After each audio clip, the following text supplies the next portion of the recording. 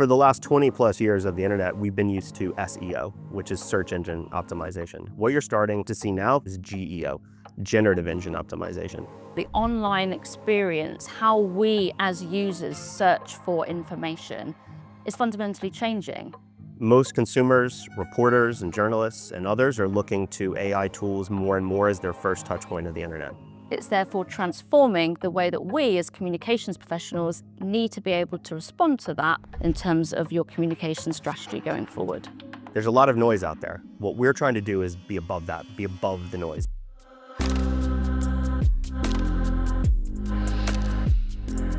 Hi, I'm Lucy Cording. I'm a partner at Kekst CNC. How does AI affect the online journey?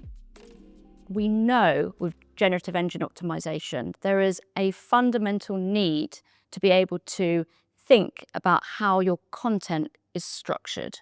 It needs to be written for the user intent. It needs to be able to respond to the rise of conversational search.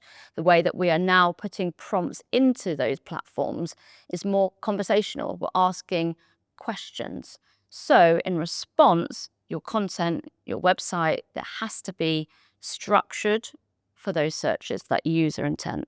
Recently, in the last year or so, we're seeing a lot more attention on the corporate website. The reason for that is because the corporate website is deemed as that authoritative, notable source in generative AI platforms such as ChatGPT and Gemini. How can AI give you a competitive advantage? Hi, I'm Sean, partner at Kekst CNC based in London. How do I get ahead with AI is probably the most common question that I'm getting. When I'm talking to companies, when I'm talking to clients, oftentimes they don't even know where to start. That's not abnormal. That's highly normal in this particular moment. This tech is changing so quickly. I've been with the company now for a little over 6 months. I was in big tech for 15 years before that. The pace of acceleration is unbelievable. It's something that, as you're running a company, you can't possibly stay on top of this. That's my job. That's our job. But it all starts with literacy. If you don't understand where this tech is now, where it's been for the last 2.5 years, but then really where it's going to go in the next 6, 12, 18, 24 months is really important, and that's something we can help on. Oftentimes people focus on the negatives here. What could go wrong? I like to think about what can go right. So one of the things that we're thinking about when we're driving competitive advantages for clients is how they leverage this tech appropriately and safely. How does AI affect trust within an organization? What we're talking about here is the trust within the business and then also the trust with the end user, the end customer. As GenAI tools allow for greater personalization at scale, there's opportunities here, but at the same time, it means that there's also a great chance for this to spread mis and disinformation. Data is the currency here. Models are trained on data, whether they're large language models or proprietary models. It's important to have that data. It helps for personalization, it helps with speed, it helps make things so much better for the end customer and the end user. But without proper governance plans in place, you open yourself up to a lot of risk.